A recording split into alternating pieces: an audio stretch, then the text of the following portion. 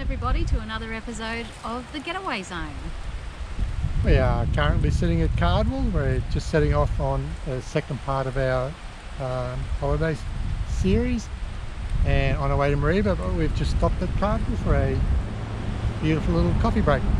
We'll stay at Ringers Rest RV Park in Mareeba for 3 to 4 days to see the attractions there before we move on to the Cooktown area for the remainder of this episode. We are looking forward to spending a bit of time at both of these locations and showing you the sights.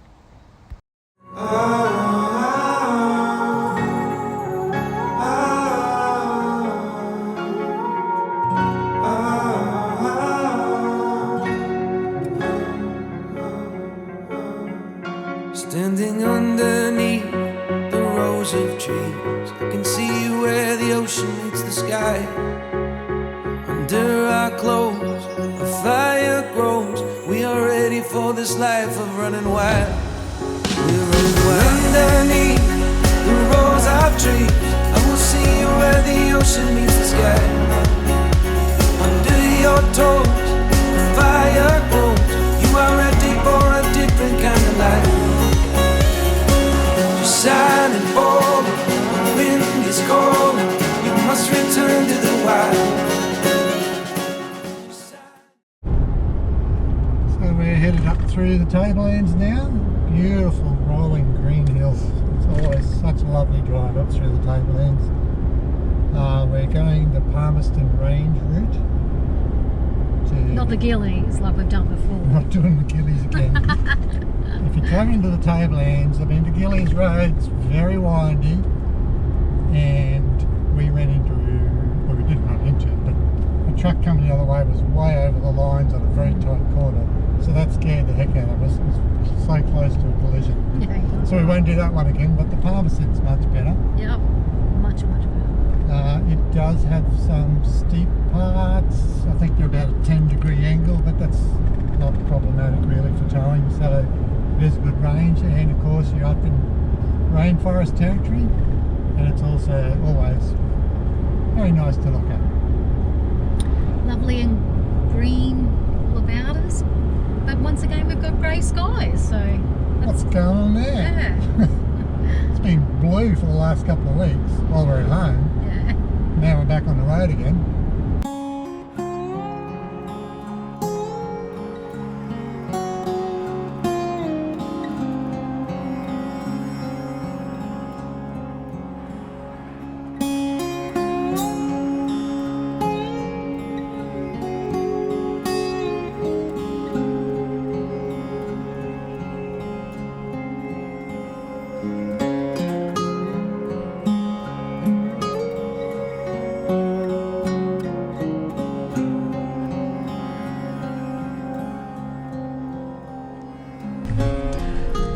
Arriving at Ringers Rest in Mareeba. The drive in, you can see, is a little bit tight between a couple of the trees. Not particularly worrying. In the D-Max with an 18-foot van, we got through no worries, but I think if it was a Ram or a Silverado with a 22 or a 23-foot van, you'd certainly be watching those trees around your van. We arrived at Ringers Rest in Mareeba yesterday afternoon. Not a bad little paid camping ground. It's basically just a big paddock, and you camp around the outskirts of the paddock, but for $10 a night, it's pretty good. Very basic facilities, just a cold shower oven in that direction and a composting toilet as well. That's about the extent of the facilities. He does also provide potable water, but that's good value at $10 a night. As you can see, there are cattle and horses wandering around, which you can feed with fruit scraps or vegetable scraps, so we'll try that later today as well. And looks like these ones over here are waiting for their morning feed, so I might go over later with a little bit of leftover celery we got. And today it is a little bit grey, but we're planning on heading up to Emerald Creek Falls. A morning visitor to the brekkie table. I'm trying to have my Wheaties off with you. As you can see, he's obviously been getting into the burrs and stuff. He's covered in burrs. Good stuff, is it?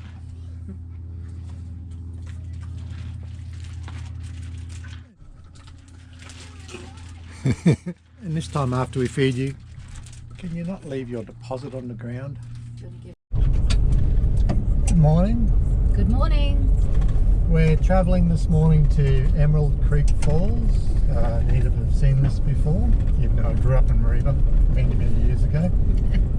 It's about 12 kilometres from where we're staying at Ringer's Rest. They're mostly on a dirt road. It's an easy dirt road, two-wheel drive access. There was a sign at the start saying no caravans allowed past that point. You probably could take a caravan here. Yeah, Some of the hills are a little bit steep up and down, but so far I can't see why not. But anyway, we'll show you more when we get there.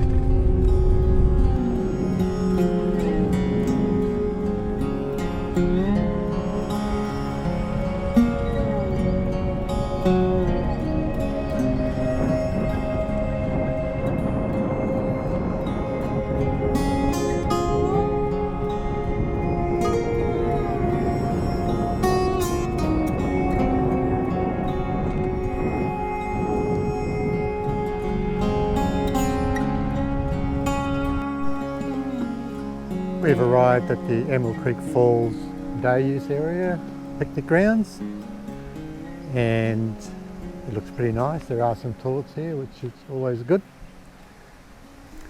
So there are two walks available here, to the top of the falls, Emerald Creek Falls, or down to the bottom of the falls. The top of the falls is a grade 3 walk. The bottom of the falls is a grade 4 walk, so we're going to do the top of the falls walk, which is about 2 kilometres return, and we'll go for a walk up there and show you a look. As it stated on the sign, it's a grade 3 walk. It's quite an easy walk, a couple of little stairs as you can see here, but they're all formed out of rock or fake rock or whatever that is, so it makes it easy, and onwards we go.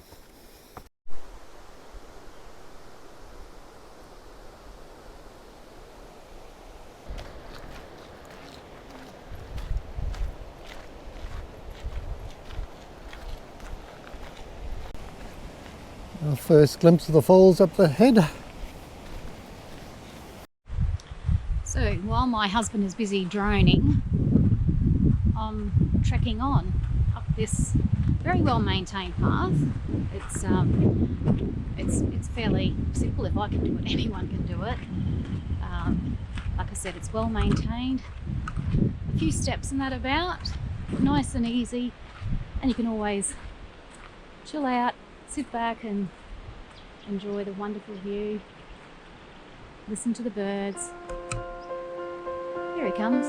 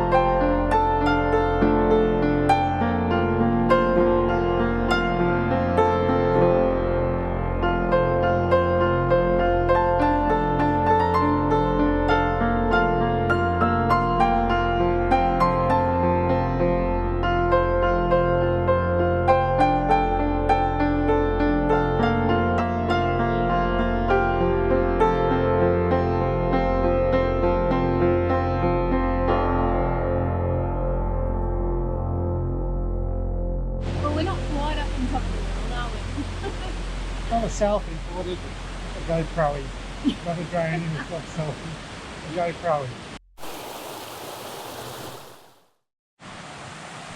It's a beautiful crystal clear creek, Emerald Creek, and up towards the waterfall you would see in some of the other footage is areas you could swim, but being August there's no way I'm swimming in this creek because it would be cold. Call me chicken. The road into Davies Creek Falls is pretty good. It's probably about 5 or 6 car dirt. A couple little parts get very corrugated, but not much at all. It's pretty good road to drive. We've now driven up to Davies Creek Falls for a look around to the top car park, which has only got room for about 5 vehicles, and we only just squeezed into the last spot, I think. And now we're walking down to the falls. It's only a short walk from the car park to both the lookouts, probably only about 100 metres or so, 150 metres. Lots of stairs, but pretty easy to do.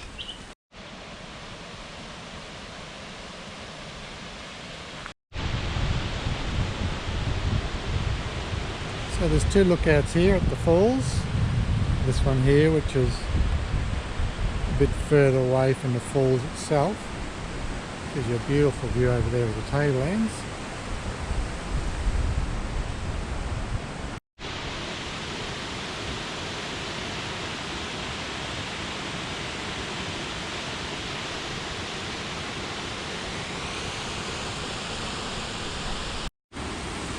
And this is the second lookout area, which is much closer to the falls, as you can see, and here.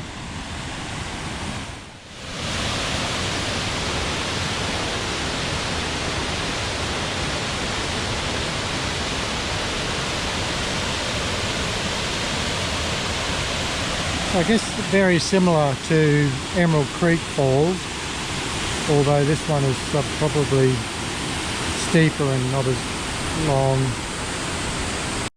Exciting times. We've pulled into the Mareeba bakery to get some lovely something, you know, whatever my wife comes out with. What we get? What we get? Cherry slice. I'm like a kid in a candy store. Well, we're at the Mareeba Coffee Works, enjoying a lovely coffee and a dirty chai, which is really quite nice. Pep said her dirty chai is a bit too much cinnamon, but they are nice. There are 4 places in Mareeba that I know of that do grow and grind or grow and roast their own coffee. We've been to Tilton, which is the Coffee Works here, and the other one is Sky Breeze. Sky Breeze have got a nice view. They're a bit further out of town, but they've got a view over a bit of a valley, etc. And just quietly between you and me, I prefer them over this place. But I also recommend this place as well. And on the way out, we'll buy some coffee to hit the road with, because they do sell good coffee here. We're going to buy some black nut. Yeah, recommend this place.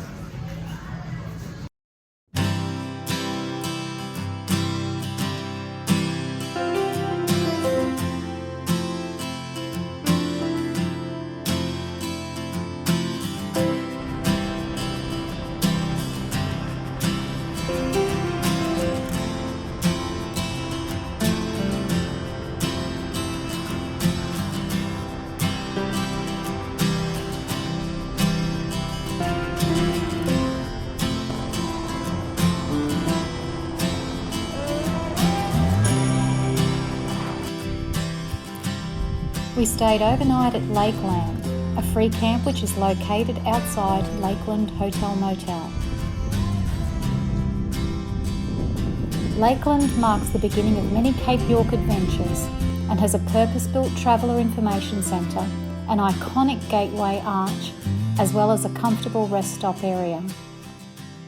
On our way to Cooktown, we stopped at the mysterious Black Mountains, which are located about 25 kilometres south of Cooktown on the Mulligan Highway. There is a lookout allowing you to pull off the road with a caravan and viewing platforms signposted from the highway. These two mountains consist of huge boulders of grey granite covered with a thin layer of lichens. This gives it the black appearance on the exposed surfaces. To the traditional Indigenous owners, the mountain is known as Kalkajaka, which literally means the place of the spear, and was the site of bloody battles between warring ancestral clans. There are information boards giving more detailed information about this amazing place and how it was formed.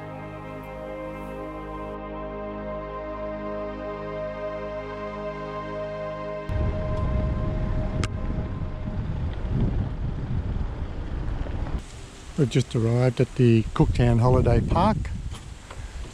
Beautiful looking park, very nice, lots of trees, lots of shade, which is good when you're on power. Staff are very friendly, very helpful, good interactions with them. So it looks like a nice park. I had a look at the amenities. They're very clean, they're being cleaned now actually. A little bit dated, but they're perfectly fine. It is expensive, $55 a night, but it is a nice park and nice, helpful staff. We're just about to start our sightseeing of Cooktown, and we're starting with the Endeavour River. So we've only just started. We've got a list of attractions to see from the caravan park we're staying at, and we're going to work our way through them. You can probably see from the water, or you might not be able to, but it is very windy, so I don't know what this audio is going to be like. It's terribly windy. Just about leaning into the wind here. So there's a walkway along the front of the Endeavour River, which takes us right down back into town. We're right out near the mouth, so we'll probably do that now, go for a walk and see what we think of it. Well, some people have managed to build up there on that hill. There's a house there and another one over there. You can just imagine the stunning views they have out there. But boy, it'll be windy up in that veranda. It's windy down here.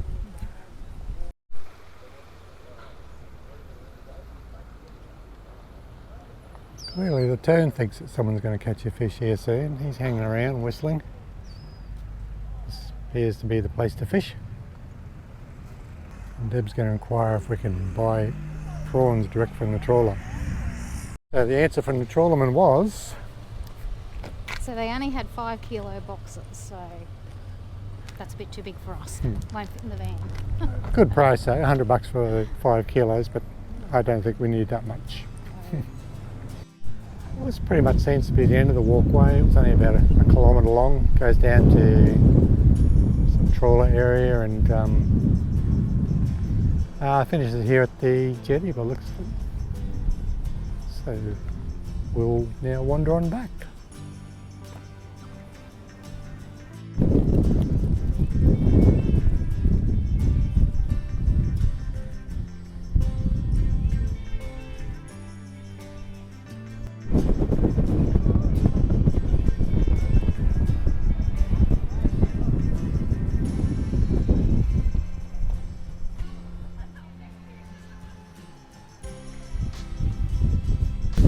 That was an enjoyable walk. Would you recommend it?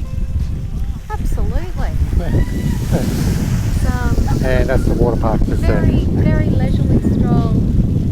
I love these little seaside towns. Yeah, little coastal towns. They are always interesting, aren't they? Worth a walk. Visiting the grassy hill lookout, it's referred to with the lighthouse here, which gives us great views of the bay.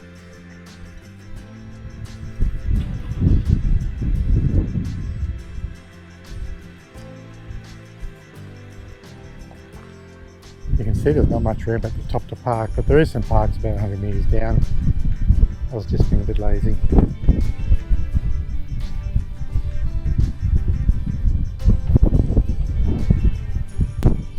Never a lack of wind here. It's windy as. So we're overlooking Cooktown here, and once again Endeavour River.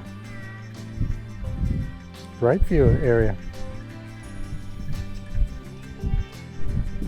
So on the roadway up and at the top here they have a couple of these plaques with Captain Cook's journal or Joseph Banks' journal. They're really quite fascinating. I'll take some photos of the other ones and put them on here as well.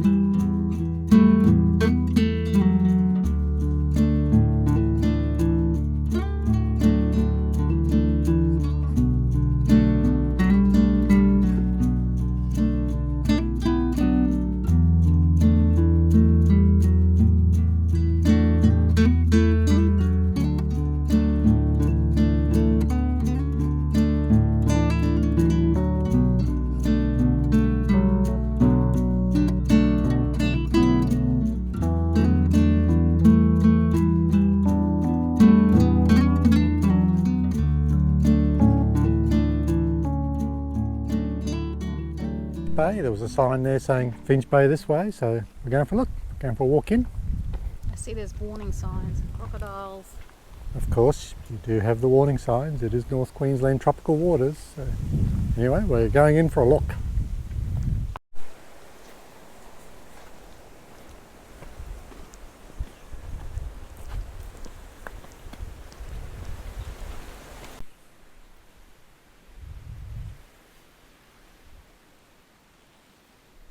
Well, Finch Bay looks quite nice.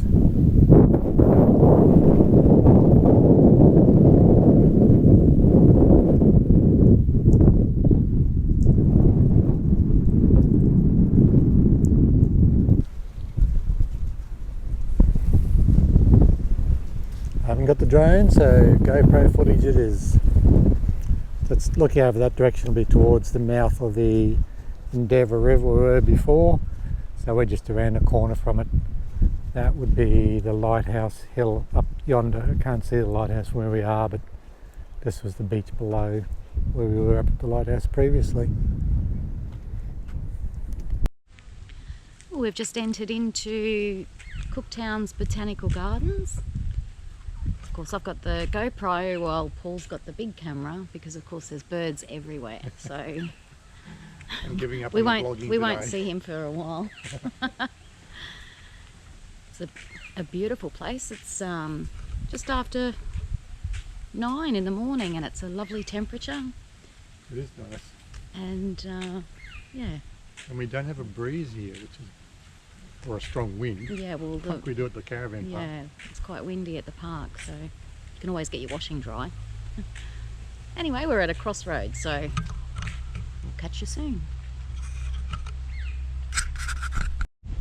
This one's for you, Mum.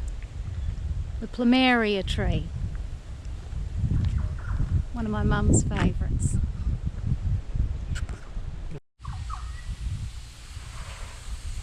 Not too new since though. That iPad's been left behind, obviously just the water.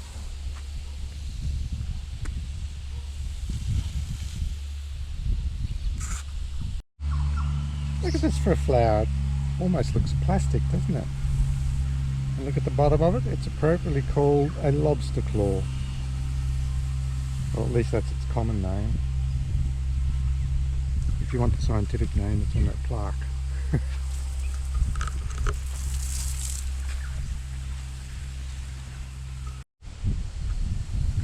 stunning are these hibiscus flowers. They're absolutely beautiful. Look at the colour. The Cooktown Botanic Gardens were established in 1878, making them one of Queensland's oldest regional botanic gardens. The gardens are located within the 62-hectare Gallop Botanic Reserve, situated 1.5 kilometres from the centre of Cooktown. The gardens are open 24 hours a day, every day of the year. The gardens also offer a section of the Cooktown Scenic Rim Walk, and on this trail you can access the Old Quarry Trail, the Finch Bay to Cherry Tree Bay Trail, and the Cherry Tree Bay to Grassy Hill Trail. The old quarry is now disused. It supplied granite blocks for the construction of stone curbing and channeling around Cooktown. At low tide, Finch Bay is a wide stretch of sand, only a few hundred metres long, sheltered by rocky headlands. Be aware, crocodiles inhabit this area. And guess where we're going?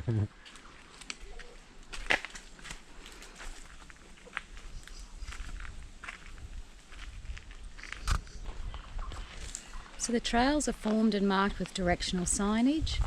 There are steep sections, uneven ground and drop-offs. Don't forget to take water, a hat, sunscreen, insect repellent and plenty of photos. Of course, Paul's forever looking upwards. It's on one of those occasions you might miss a red-bellied black snake, hey Paul? I've done that in the past.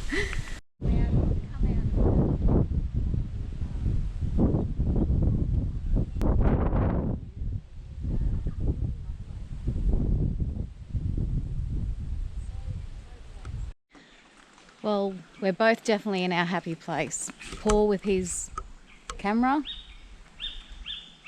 and me enjoying the magnificent colours, the trees, the plants. They're absolutely beautiful. This place is really well maintained. The walks are nice and wide. Great little spot to visit.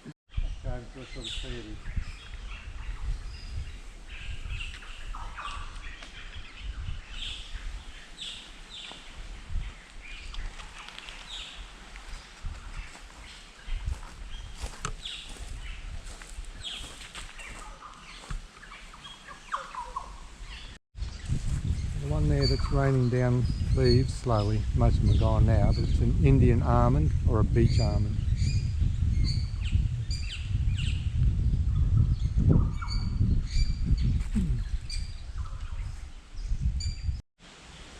Well, we've just about finished our walk of the Cooktown Botanical Gardens. We've covered about 2 kilometres in our walk, and we didn't crisscross through some of the middle parts, so you could certainly do more. We've missed a little bit in the middle, and we've still got a little bit to go towards the end. So we'll stop for a coffee break because there's a lovely little cafe here.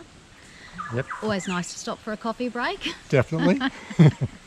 We're definitely in our happy place. Paul with his camera, there's birds everywhere, and the meandering pathways through beautiful gardens has just been a real treat. Really lovely. I must say, I did get a couple of nice bird shots, but they're very hard. They're there, you can hear them, and you can see them move amongst the leaves, but they do a very good job of hiding and making my photography life difficult. But that's part of the challenge and the fun. We stopped for a little break here on our seat, just with this pond here. It's all very peaceful, just looking around at the scenery and watching the birds. So thoroughly enjoying the gardens. And thoroughly recommend doing that if you're at visiting Cooktown. Yeah, definitely. We'll have a walk along the Cooktown streets and just look at the various shops and buildings and things. The first one we looked at was the historic railway station, which became a museum for a while and is now just a gift shop. But here's a bit of footage of it.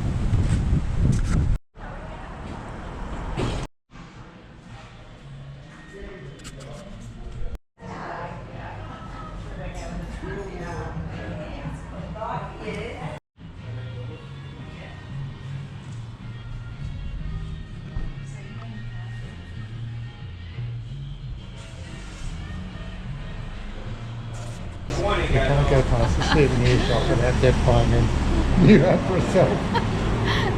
I'm trying to find a hat that actually suits me. There's none. The history of Cooktown starts here in 1873 and works its way around through 1880, 1885, etc. I did say that history of Cooktown ended in about 1890 or something or other, but it actually continues on through the war years, etc. Various years, all around to, no, wrong way, 1949. A small but well presented history centre which, if you follow the timeline, provides a comprehensive history of Cooktown. It can be done in an hour, but really needs more to appreciate.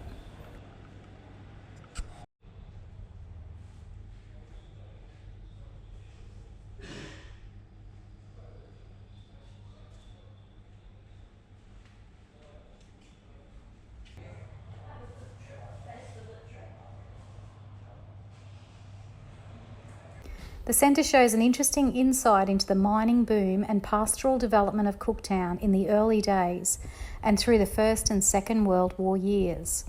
This is well worth the meagre entry fee of $5.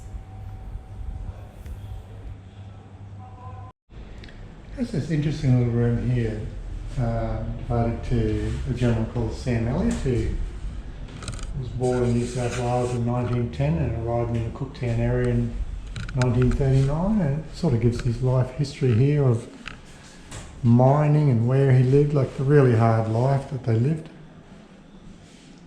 The tools that he made himself for rock mining of gold.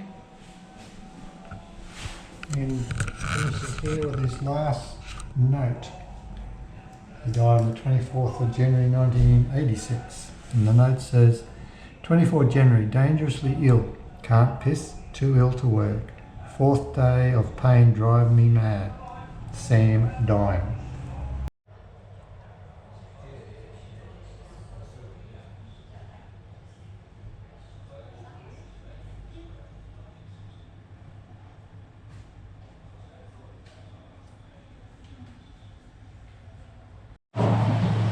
Well, we've just finished at the historic centre.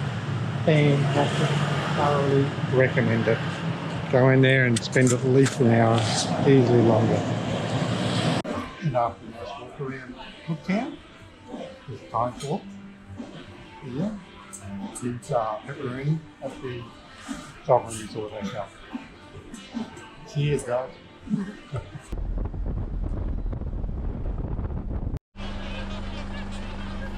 We visited Keating's Lagoon for some bird photography.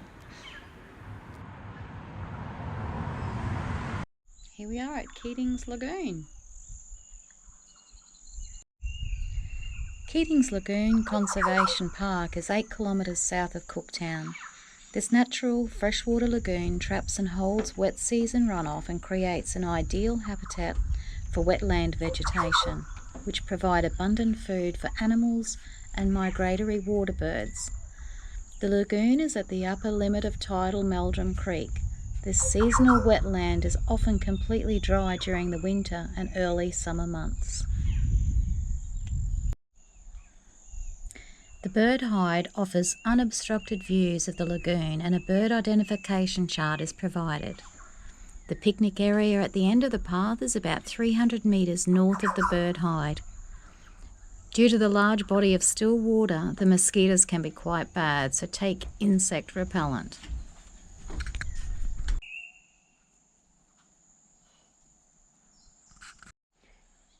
Well, we've done some birding at Keating's Lagoon. A little frustrating. I haven't really got much except for the ones I see in Townsville, so I don't have to travel for those. Jabiru stork, but it was a bit of a distance away. And some flighty little birds high in the tree, but I've been unable to get any photos of them, so not much luck really. So when we're walking in looking for birds, I'm always looking upwards, but of course you do have to look down as well, because we've previously almost stood on a red-bellied black snake, and also you don't want to be looking upwards and not watching where you're walking near the edge of the water, so you need to look down as well. Well, here we are at the Cooktown Cemetery.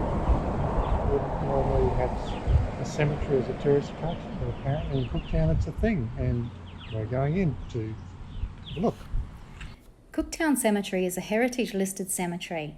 It was built from 1874 to 1920 and has headstones surviving to this day. Seems to be a mix of some very old and not so old graves here. Some dating 1800s and early 1900s.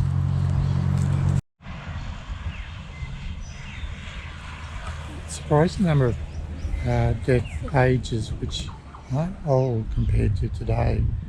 Like even 73 years, but I've seen a number already that were either in their 50s or 60s.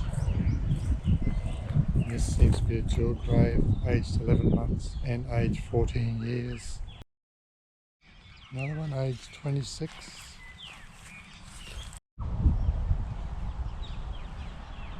Age 56, died 1896. And age 52, 1897, erected by their children. Age 1.5 years in the same family. Thomas Doyle.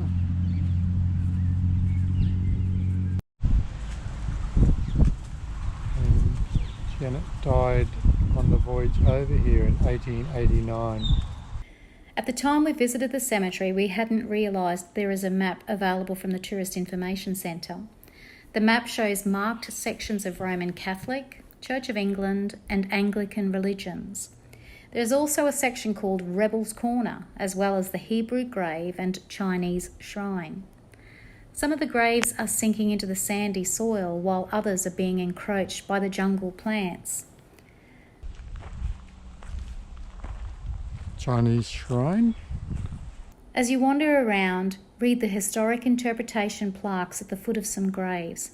These tell you of the person buried there and their role in the history of the town. Well, it's not something I would normally do, but I found it very fascinating in a sort of a morbid way, but sad as well, just looking at all those young deaths. So many young people in there, you know, children, people in their 20s, seen a number of women in their early 20s wondering if they'd died from perhaps childbirth or something like that.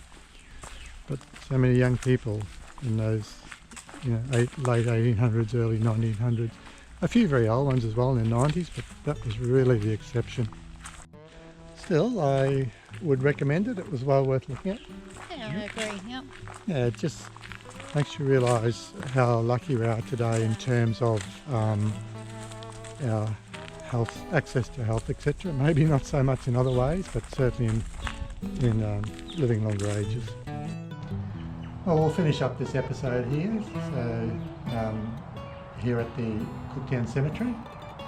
The cemetery is worth taking a look at, so yeah, if you're in this area, make sure you stop in. Hope you've enjoyed this week, and well, we've enjoyed our days at Mareeba and travelling up to Cooktown and Cooktown. Yeah, really enjoyed it. Cooktown especially has been terrific. Hope you found something useful in it and enjoyed looking in as we have. Yeah. See you next time. Bye.